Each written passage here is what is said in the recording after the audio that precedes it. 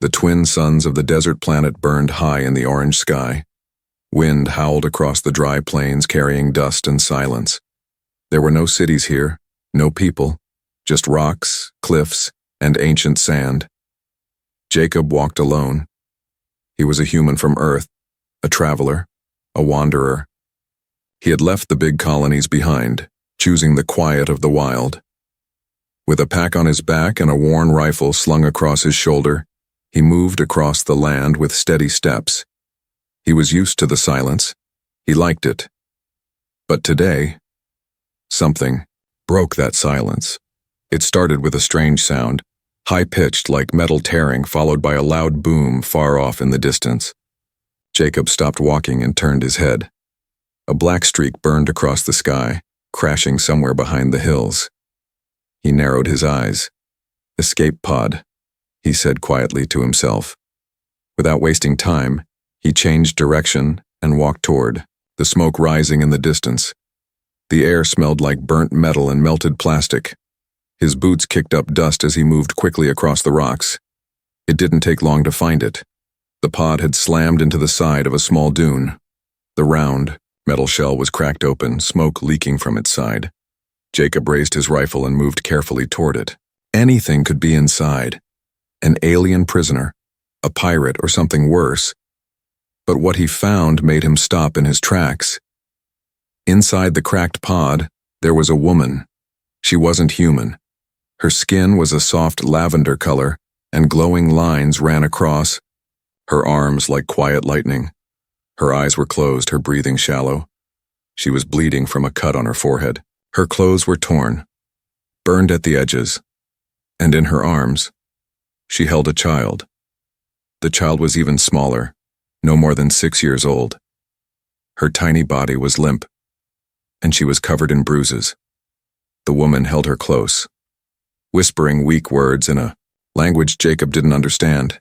Jacob lowered his weapon. "Hey," he said softly, kneeling beside them. "Can you hear me?" The woman blinked slowly, her eyes glowing a faint blue. She looked up at him, afraid, confused, and barely conscious. Her lips moved. "Hunters," she whispered. Then her eyes rolled back and she passed out. Jacob's heart pounded. Whoever this woman was, she was running from someone, and now they might be close. He didn't waste time. He lifted the child first, wrapping her gently in his jacket. Then he picked up the woman. She was light, but her body was weak. Carefully, he carried them both away from the smoking wreckage and toward a hidden path he knew well. As he moved through the rocky trail, Jacob kept his eyes on the sky. Drones could be watching. Scanners might already be looking for the escape. He had to move fast. His shelter was small, a half-buried cave in the cliffs with an old metal door. It wasn't much, but it was safe. He reached it within half an hour and quickly went inside.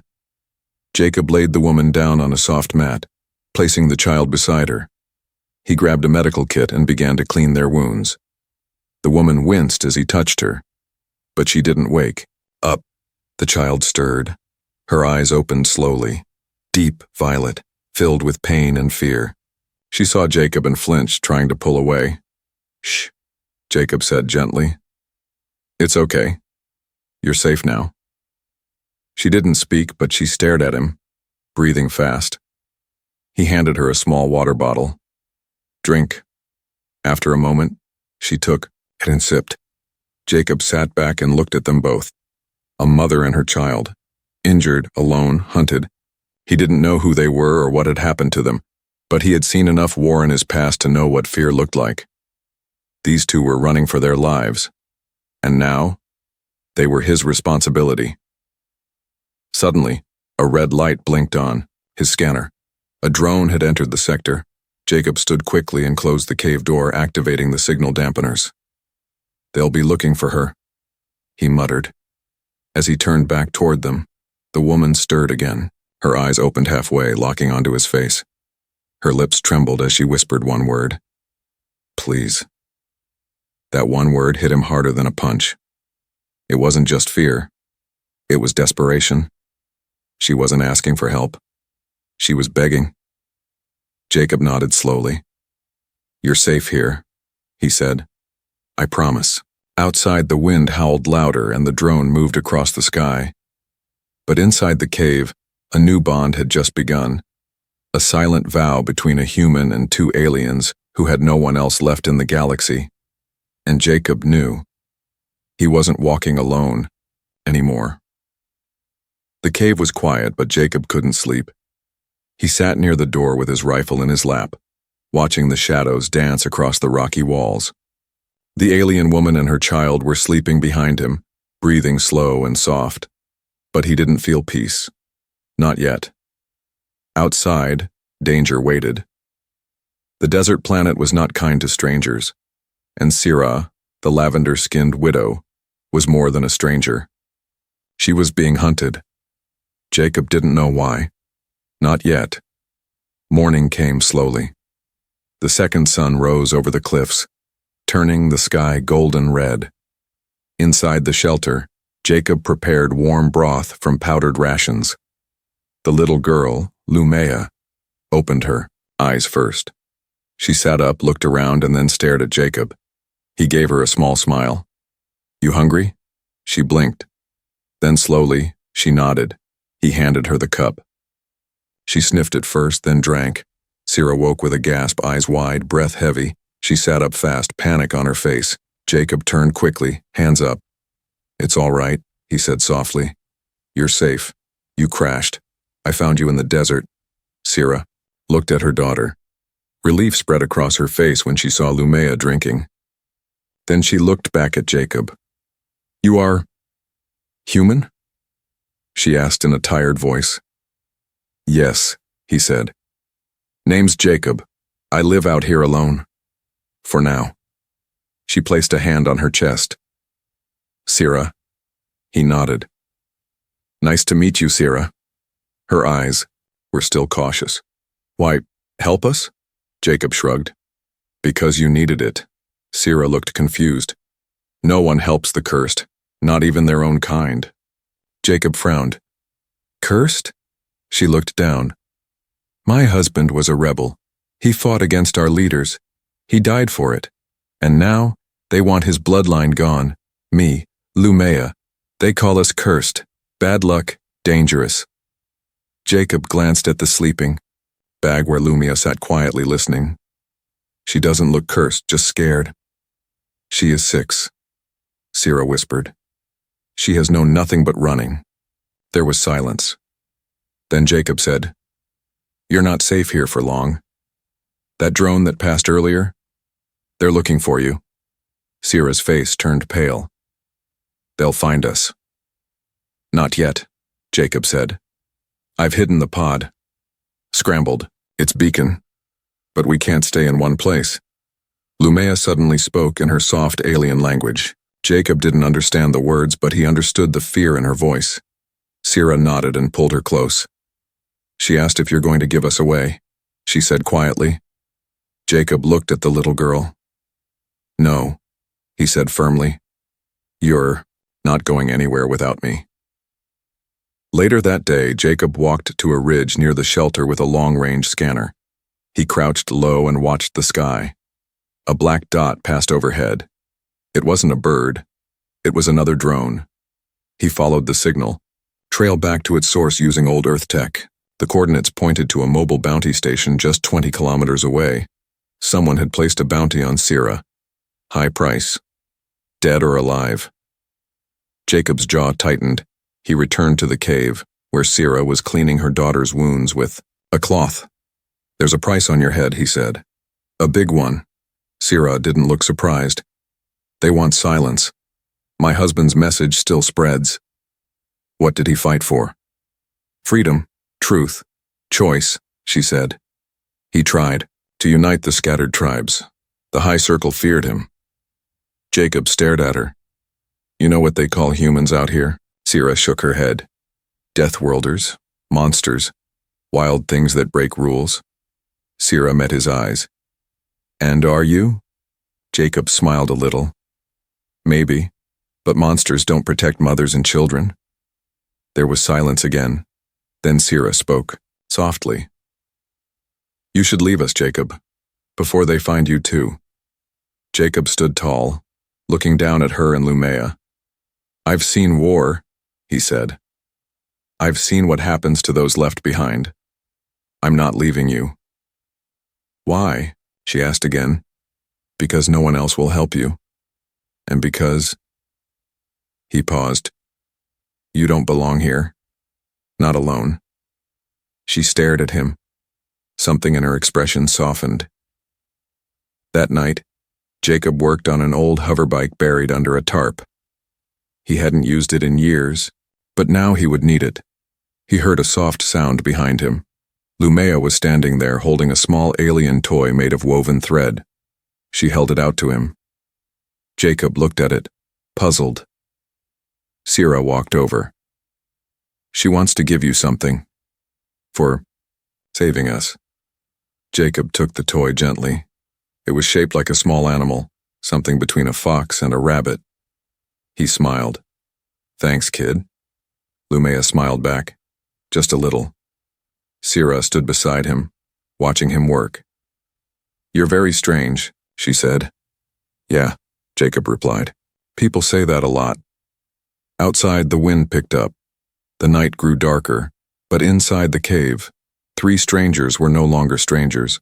A human man, an alien widow, and a child who had never known peace. Now, they were something else.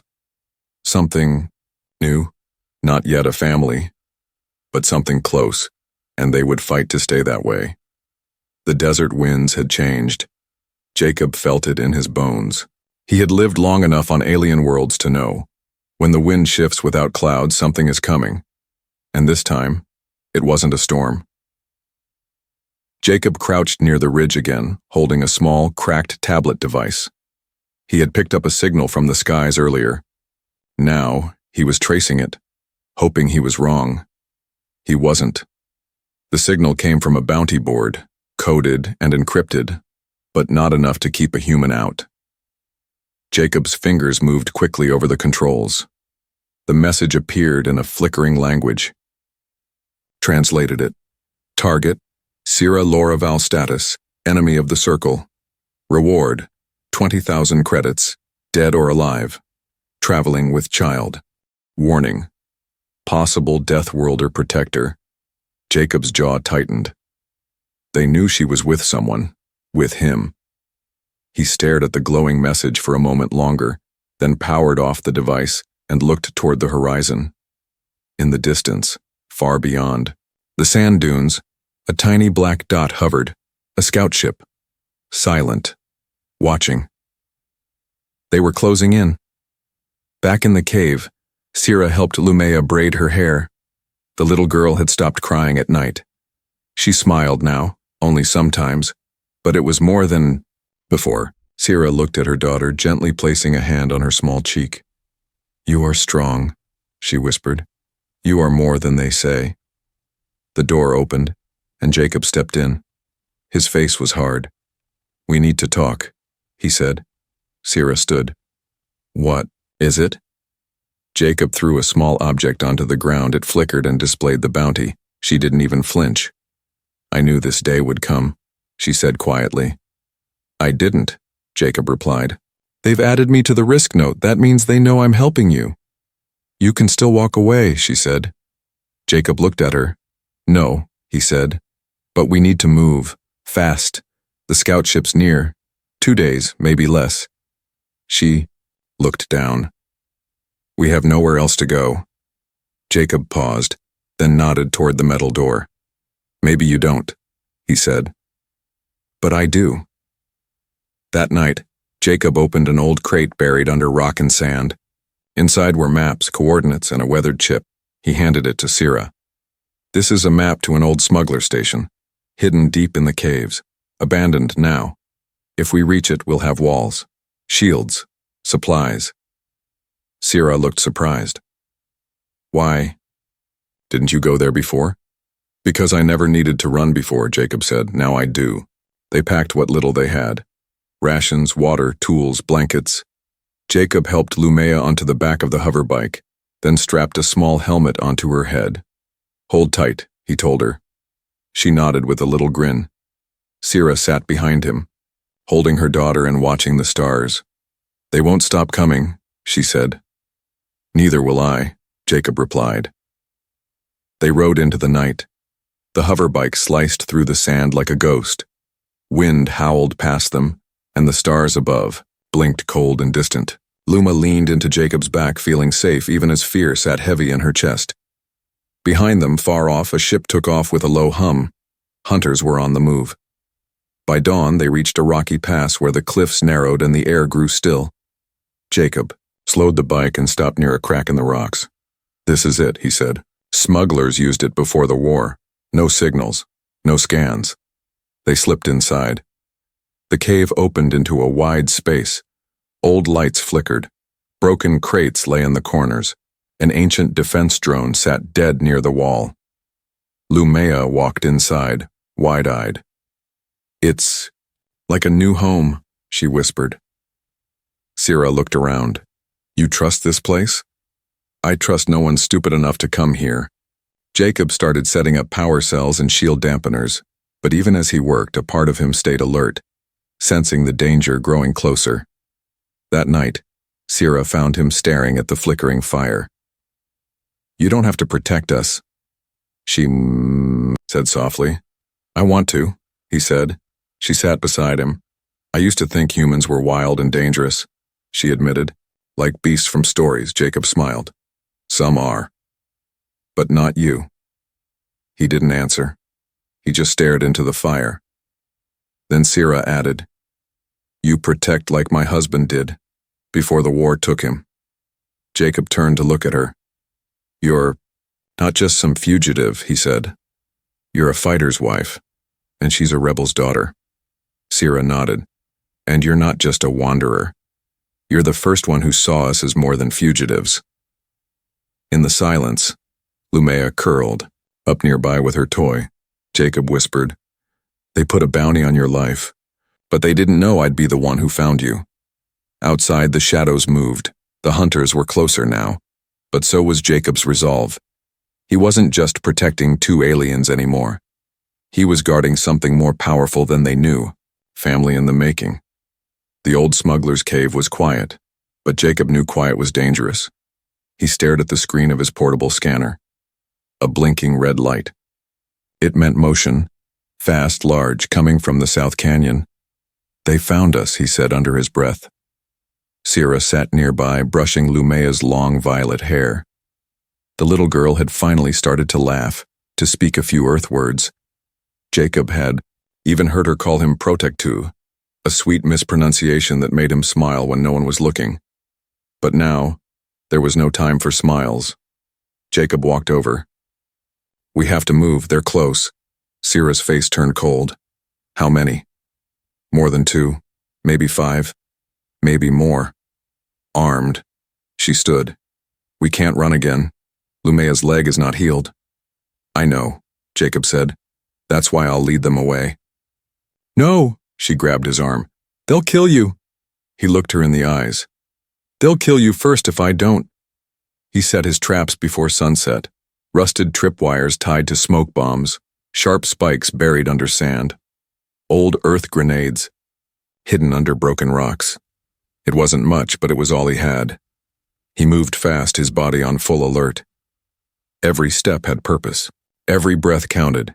He had done this before, years ago, in other wars, but this time he wasn't protecting a base or a flag. He was protecting them. The sun dropped below the canyon walls, and long shadows covered the land. Jacob lay flat on a high ridge above the entrance path, rifle in hand, finger ready. He saw them before he heard them. 5 tall, armored figures moving in silence. Their armor was dark blue, marked with the crest of the high circle. One had a scanner on his arm, sweeping the rocks, searching for heat signatures. Jacob grinned. They were walking right into his trap. The first one stepped on a buried wire. Boom! Smoke exploded and the ground shook. The soldiers shouted, splitting apart, weapons drawn. The second one triggered a flash mine. He fell, screaming, blinded. Jacob opened fire. Crack, one down. The others took cover behind a boulder.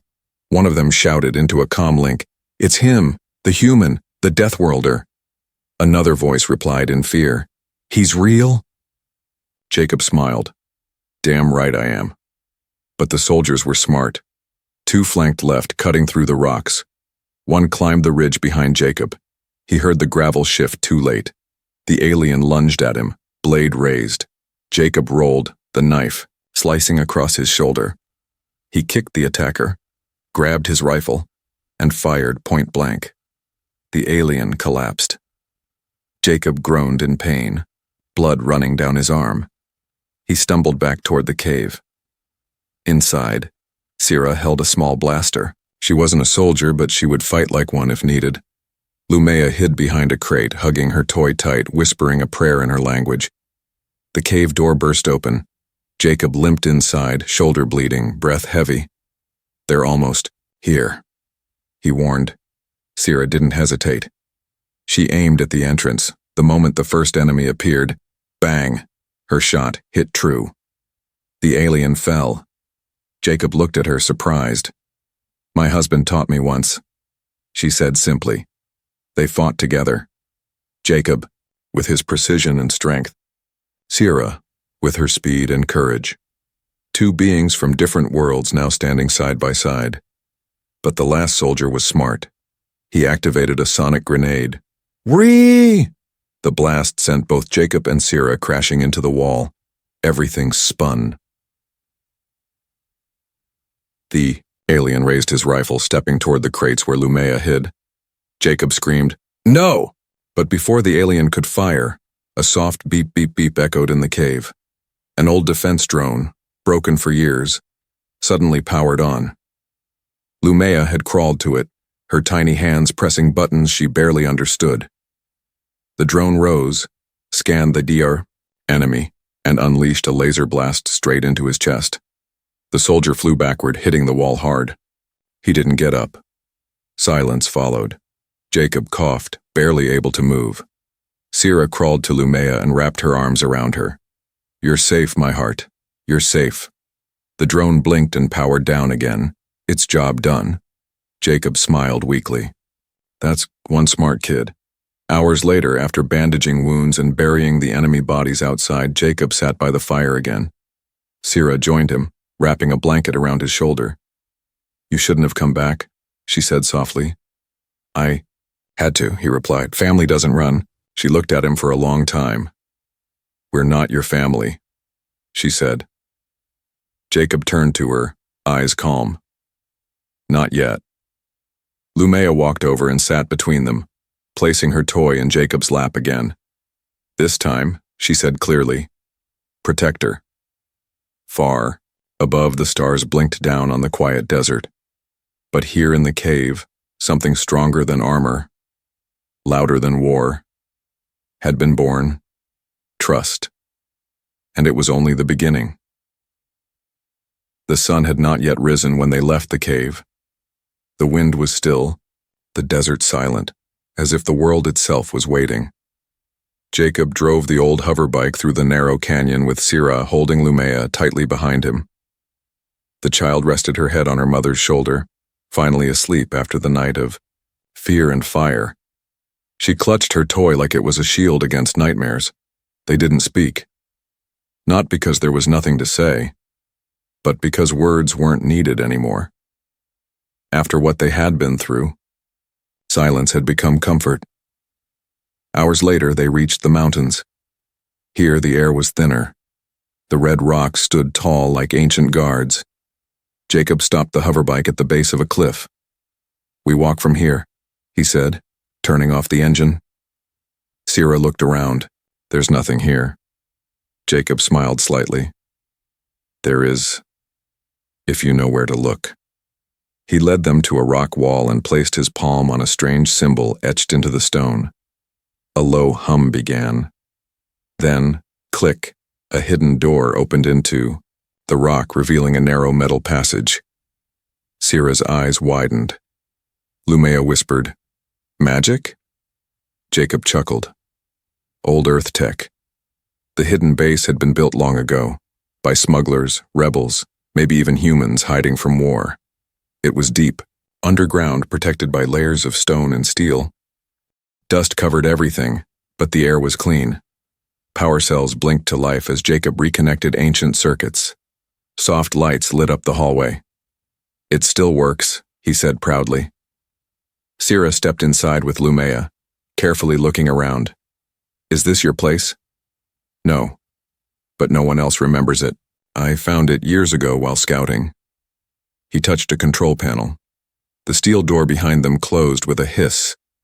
They were safe. For now. Inside they found old supplies, sealed food rations, water tanks, sleeping mats, even clothes. It was like the place had been waiting for them. Jacob lit a small fire in the center ring and boiled clean water. Sierra washed Lumea's face gently with a damp cloth while the child explored the room with cautious curiosity. There was a quiet peace here, a stillness none of them had felt in weeks. Later that evening, Jacob stood in a side chamber, repairing a cracked solar panel. Sierra entered silently, watching him work. "You always know what to do," she said softly. He didn't look up. "Not always. Just enough to survive." She stepped closer. "And protect." Jacob finally looked at her. Her eyes held a softness now, a quiet strength mixed with something else, something unspoken. "I used to think you were running from something," she said. "I was," he replied. "And now?" He paused. "Now I'm running with someone." Sierra's eyes dropped to the floor. "I wasn't sure we'd make it this far." "You didn't have to be sure," Jacob said. "You just had to keep going." That night, after Lumea fell asleep, Sierra sat beside Jacob by the fire. She stared into the flames. "Before the war, my husband would sit like this. He used to say that fire speaks, you just have to listen." Jacob listened to the fire crackle and pop. "What does it say now?" he asked. Sierra looked at him, her voice barely a whisper. "Says we're still alive." Jacob watched her closely. "You don't have to be alone anymore," he said. "You don't have to keep fighting by yourself." Sierra shook her head. "I don't want to depend on someone who may leave tomorrow. I'm not leaving." "You say that now." Jacob leaned forward. "Then let me prove it." Sierra looked away, but not before he saw the tears in her eyes. The next day they started to make the place feel like home. Jacob fixed the water system and cleaned the air vents. Sierra found old storage crates and turned them into shelves. Lumea painted the walls with chalk she found, drawing stars, moons, and a stick figure that clearly looked like Jacob with a giant smile.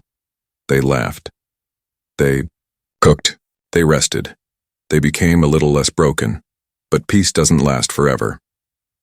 That night, as Jacob lay half awake, a soft voice spoke in the dark. "Protector?" It was Lumea. He sat up. "Yeah?" She walked over and sat beside him, her toy in her hands.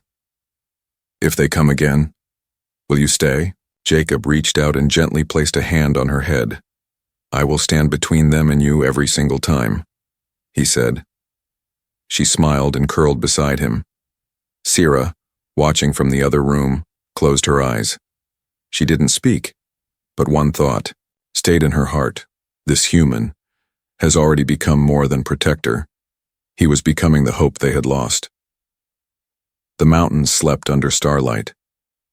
Inside the hidden base, warmth and laughter had returned. Luma painted a family of 3 stick figures, her, Sierra, and Jacob on the wall. Sierra smiled more. Jacob's shoulders relaxed just a little. It felt like peace. But peace on a planet like this was always borrowed time. Jacob was fixing the solar charge line early that morning when he noticed something strange. The birds, small desert flyers, weren't chirping. Not one. He looked up. The sky above the canyon was too quiet. Then he saw it. A shadow moved across the rocks. Slow. Careful. He ducked behind the ridge, activated his handheld scanner, and watched the signal spike. A small squad of soldiers had landed nearby. These weren't the same sloppy bounty hunters from before. Their armor was polished black. Their movement was tight and practiced. military, and this time, they weren't just hunting. They were here to erase. Jacob ran back into the base. Sierra met him halfway, holding Lumea's hand. He didn't waste time. They're here. Real ones. Trained. Circle's soldiers. Sierra's face went pale. Jacob pointed toward the far side tunnel. There's a back exit. Get Lumea out. Follow the cave system until you reach the dry riverbed. Wait for me there. Sierra shook her head. No. We stay together. You don't understand, Jacob said, voice low but firm. They're not here to capture. They're here to kill. If I fight, I can delay them. You'll die. Better me than both of you. But Lumea suddenly stepped forward, holding her little toy in both hands. Her big violet eyes stared up at him. No go without you, she said softly. Family stays. Jacob stared at her. The word family echoed in his chest. Then Sierra placed a small silver bracelet in his hand. This was my husband's, she said. He wore it into every battle. Now you wear it. Jacob looked at her. I'm not him. No, she said. You're something more. The base shook.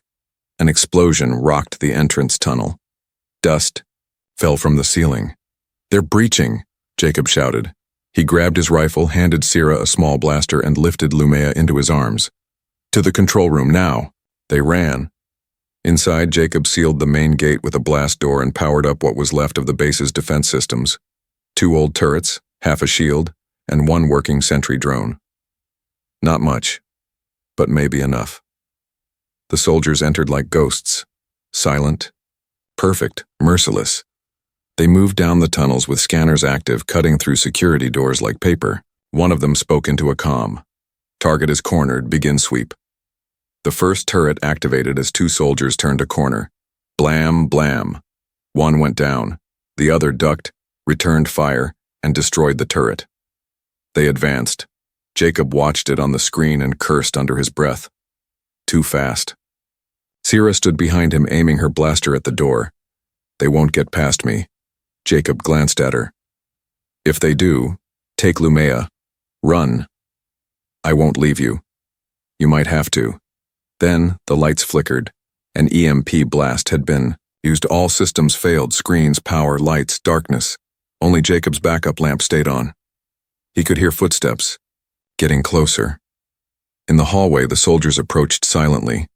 Then a small sound echoed behind them. Clink, clink, clink. A grenade? No. It was Lumea's toy. She had dropped it in the hallway, unknowingly. The lead soldier paused, stepping toward it. That's when the old Earth drone reactivated. Lumea had rewired it hours ago, copying what she saw Jacob do. BZZZT. A flash of blue light. An energy pulse exploded outward. 3 soldiers collapsed, shocked and stunned. Jacob ran forward from the side tunnel, rifle raised. He didn't hesitate. Crack, crack, crack. The hallway fell silent again. Back in the control room, Sierra held Lumea close. Footsteps returned. Jacob stepped into the light, his face bruised, arm bleeding, but alive. Lumea smiled. Protector win. Jacob dropped to his knees beside them. Not alone, he whispered. Sierra reached out and touched his cheek, her hand trembling. You're not just protecting us. You're fighting with us. Minutes later, they sealed the base. Reinforced walls. No signals leaking out. They burned. The fallen soldier's armor, so no tracking, no evidence. Jacob leaned against the wall, breathing hard. Sierra sat beside him. You could have left us days ago, she whispered. I didn't want to, he replied. She nodded. I know. Luma ran to them and held both their hands. Sierra looked down at her, then back at Jacob. What are we now? She asked. Jacob didn't answer right away. Then he said softly, We're what the stars forgot, but what the galaxy needs again. In the cold darkness of a violent universe, they were no longer just survivors. They were defenders of each other. A protector, a mother, a child, a family built in fire, and stronger because of it. The air was quiet after the storm. No more sounds of boots in the tunnels, no more guns, no more explosions. Only the steady drip of water from a broken pipe and the faint hum of power returning to the walls. They had survived. Jacob sat on the steps of the control room, one hand pressing a cloth to his bleeding side. Sira stood nearby, checking a scanner she had just fixed. Lumea sat between them, drawing stars on the dusty floor with her finger. Everything hurt, but they were alive. Jacob had thought about death many times before. He had seen soldiers fall beside him, friends disappear into fire, and entire cities lost in silence. But this time, it had felt different. This time, he was not just fighting for a mission. He was fighting for a mother, a child, a home that wasn't his, but now somehow was. Sira sat beside him. "You need to rest," she said softly, placing a small blanket over his shoulders. Jacob chuckled weakly. "Feels like I've been resting my whole life until now." She looked at him puzzled. "You're bleeding." "Yeah, but I'm also healing." Hours passed. Jacob slowly stood and limped to the outer door of the hidden base. The desert sun was rising, turning the sky a soft orange and pink. He took a deep breath and let it out slow. Behind him, small footsteps followed. Lumea stood by his leg, her hand reaching up to hold his. "Where do we go now?" she asked. Jacob looked down at her. "Anywhere we want." In the days that followed, they repaired what was left of the base. Sira used her tribe's knowledge to grow simple crops in the caves. Jacob built stronger defenses, knowing the circle would come again. Maybe not tomorrow, maybe not even next week, but eventually. Lumea played in the halls, laughing more now than she ever had in her life. Her drawings covered every wall. Stick, figures with glowing hands, firebirds, and tall men with rifles protecting tiny girls. Each night, they would gather near the fire. Each night, it felt more like home. One morning, Sira woke Jacob early. "I found something," she said, pulling him toward the console room. She showed him a signal, weak, but real. It came from far across the mountains, a hidden frequency bouncing off old satellites. "It's not the circle," she explained. "It's a distress call from exiles, others who ran like us." "Jacob, read the message on the screen. Seeking safe place, family, protection, we'll trade, we'll fight. We are not done." He looked at Sira. She smiled. "They need what we needed," she said. Jacob didn't speak. He just nodded. Over the next few weeks they prepared. Lumea helped pack small food kits. Sira prepared med supplies. Jacob fixed the old signal tower and boosted it. Then they sent their own message. "You are not alone. Come. There is a place for you." They came in small groups, an injured insectoid father with 2 younglings, a silent lizard woman who had lost her voice in the war, a blind alien child who cried when she touched Jacob's hand and whispered, "You're real." They came, one by one, and found peace under Jacob's roof. Some stayed in tents outside. Some helped dig new tunnels. Others just needed a place to rest for a while. Jacob watched it all, amazed. A base built for smugglers had become something more, a sanctuary. Sira became the heart of it. She taught the children, tended wounds, and cooked meals that smelled like fire and home. Her voice calmed people. Her presence gave them hope. Lumea became their light. She shared her toys, led games. She ran up and down the halls like the queen of a tiny kingdom. And Jacob? He was their shield. He patrolled the cliffs, fixed weapons, trained those who wanted to fight. Everyone knew, if danger came, the human would stand between them and death, just like always. One night, months later, Sira stood with Jacob under the stars.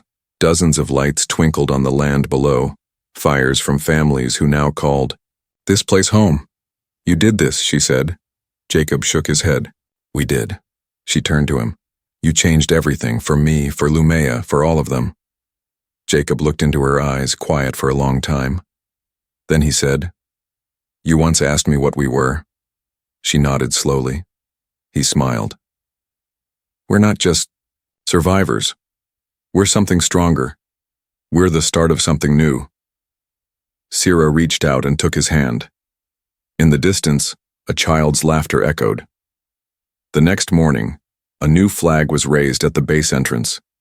It was made from old cloth, stitched together by many hands. On it was a symbol, a hand reaching down, and another smaller one reaching up. Beneath it, the words written in 2 languages, "We protect our own." Later that day, Lumea stood in front of the newcomers, standing tall in her oversized boots, holding her toy like a sword. "I used to run," she said proudly. "Now I stay." Everyone clapped. Sierra cried softly, holding Jacob's arm. "Look at her," she whispered. "She's not afraid anymore." Jacob didn't reply. He just watched. The little girl he once found half dead in the desert, now standing as strong as any warrior. That night before the fire, Sierra spoke to the growing crowd. "There was a time when I thought we were cursed, that no one would help us, that the galaxy was cold." She looked at Jacob. Then a man with no reason to help picked us up from the sand and refused to walk away. She turned to the others. "You are not forgotten. You are not unwanted. You are not alone anymore." She raised her hand toward the sky. "Under these stars, we begin again." Jacob sat quietly. Lumea climbed into his lap and rested her head on his chest. "Protector," she said sleepily. "Yes? Can we stay forever?" Jacob smiled. "Forever sounds good." Closing scene. From high above, a satellite drifted through space. Its camera zoomed in on the once empty land. It no longer showed ruins or death. It showed gardens, firelight, laughter. It showed life. And at the center of it all, a man, a mother, and a little girl who refused to be broken. They had not just survived the galaxy's cruelty. They had built something stronger. A home, a family, a future.